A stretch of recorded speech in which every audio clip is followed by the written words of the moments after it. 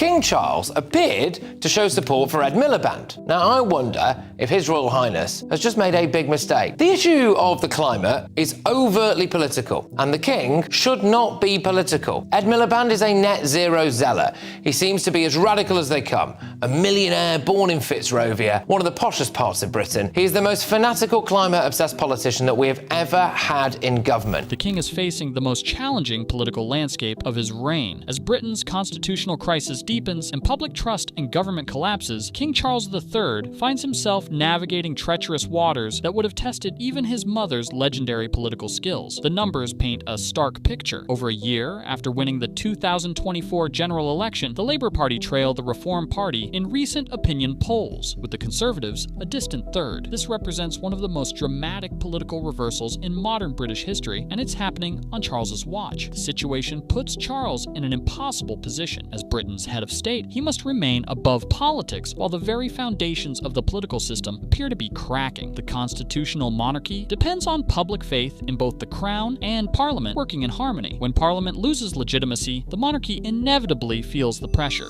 It will no longer be possible for me to give so much of my time and energies to the charities and issues for which I care so deeply. Recent polling shows the scale of the challenge. Labour's 25% voting intention is the lowest share Ipsos has recorded for Labour since October 2019, while Reform UK has surged to record levels fundamentally reshaping the political landscape. This represents a crisis of confidence in the entire Westminster system that Charles is constitutionally bound to work with. The turning point came with Charles's delivery of the King's Speech, in an agenda written by the government but delivered by King Charles to lawmakers packed into Parliament's ornate House of Lords. Sunak signaled his intent to draw a dividing line with the opposition Labour Party. What should have been a routine constitutional ceremony became something far more significant. It was the first time Charles had made the speech as king, though he stood in for his mother, Queen Elizabeth, months before her death, in a ceremony marked by pomp and pageantry, which also attracted a loud, if small, anti-monarchy protest outside Parliament. The king now faces pressure from multiple directions. Traditional constitutionalists argue he must remain neutral and work with whoever commands parliamentary confidence. But what happens when Parliament itself loses public confidence? Reform UK's record 35% vote share represents more than just electoral success. It's a rejection of the entire political establishment that Charles is meant to work with. The party's supporters want a completely different approach to governance. This creates an unprecedented challenge for the monarchy. Charles must somehow maintain the appearance of constitutional normalcy, while the political system experiences what can only be described as a legitimacy crisis. Today, Canada faces another critical moment. Democracy, pluralism, the rule of law, self-determination, and freedom are values which Canadians hold dear, and ones which the government is determined to protect. One area where Charles has felt particular pressure is climate policy. Reading some of the government's climate policies might have jarred with Charles, who has campaigned on environmental issues for more than 50 years. The king found himself in the awkward position of reading government plans that directly contradicted his lifelong environmental advocacy. The government has already moved to delay a ban on sales of new petrol cars, but officials have repeatedly said ministers were not giving up on the overall targets, just being more pragmatic in how they get there. This placed Charles in an impossible bind: remain silent and appear to endorse policies he privately opposes, or speak out and violate constitutional conventions about royal neutrality. He chose constitutional duty over personal conviction, but the tension was visible to those who knew where to look. Now, sounds like the ultimate clash between Crown and Parliament. A former spin doctor to Boris Johnson says that the PM squared up to King Charles after he criticised the Rwanda refugee plan. Now, he was, of course, Prince of Wales at the time when Boris Johnson had this fallout with Prince Charles.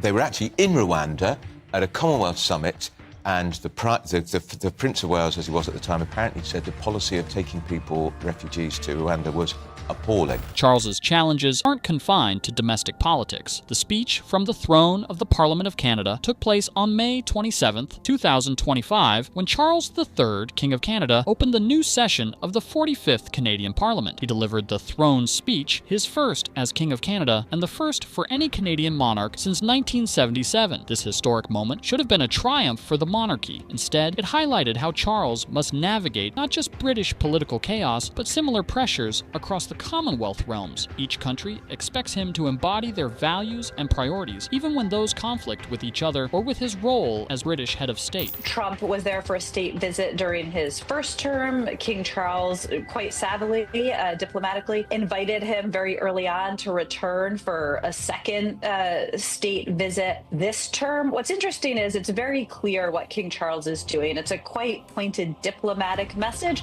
but in its own way, it's rather subtle. It is subtle compared to our president, right, who writes all caps Truth Social posts. Sources close to Buckingham Palace report growing concern about the political situation. The monarchy thrives on stability and consensus. When both disappear, the crown finds itself exposed in ways that previous generations of royals never had to contemplate. Charles must somehow maintain dignity and constitutional propriety while the political class fragments and public faith in institutions collapses. He must work with a Labour government that has lost public confidence while acknowledging the rise of Reform UK without appearing to take sides. The path forward looks treacherous for the monarchy. If Reform UK continues to rise and eventually forms a government, Charles will have to work with politicians who represent a fundamental break with the post-war consensus his mother presided over for 7 decades. If Labour somehow recovers, the king will still face questions about how the monarchy should respond when parliamentary democracy appears to be failing its basic function of representing public opinion. Perhaps most challenging of all, Charles must navigate this crisis while maintaining the appearance of political neutrality. He cannot publicly acknowledge the scale of the constitutional challenge he faces without seeming to take sides in partisan disputes. The crown has survived previous crises by adapting to changing circumstances while maintaining its essential character. Charles now faces the test of whether that tradition can survive the most dramatic political upheaval in generations. The Prince of Wales,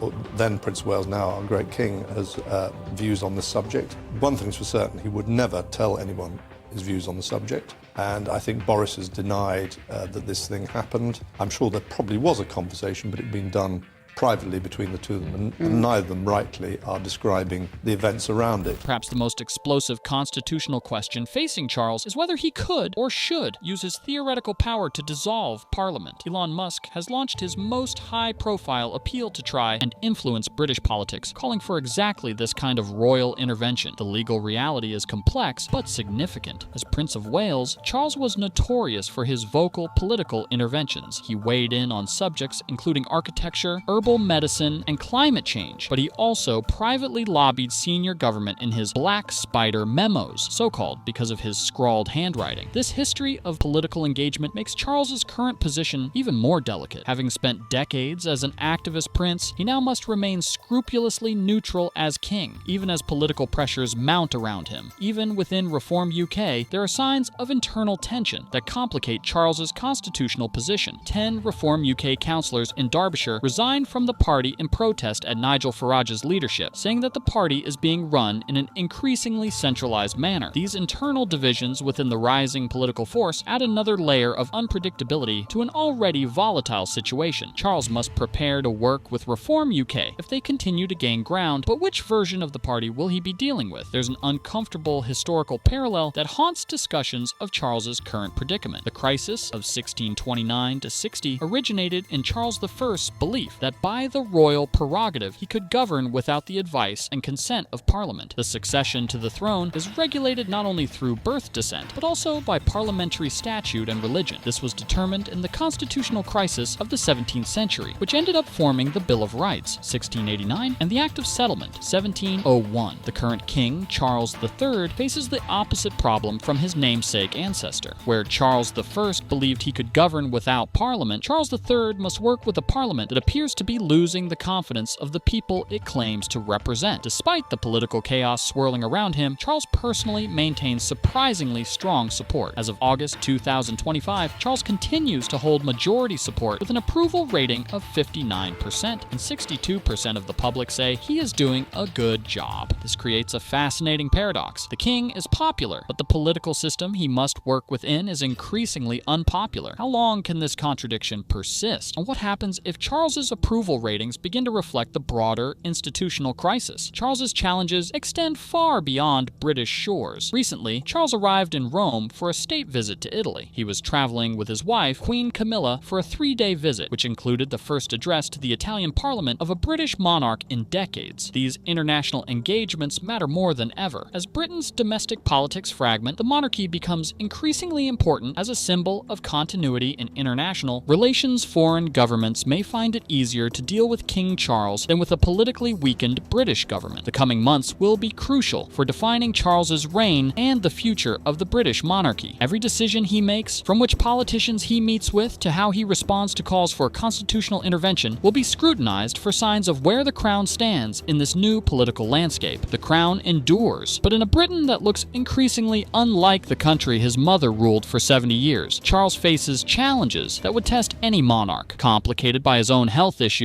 and the unprecedented nature of the current political upheaval. How he adapts to this new reality may determine not just his own legacy, but whether the monarchy itself can remain relevant in whatever emerges from Britain's current constitutional crisis. The stakes couldn't be higher. Charles III, who waited longer than any heir in British history to take the throne, now finds himself at the center of the most significant constitutional moment since his mother's accession. The decisions he makes in the coming months won't just define his reign, they could reshape the British state itself.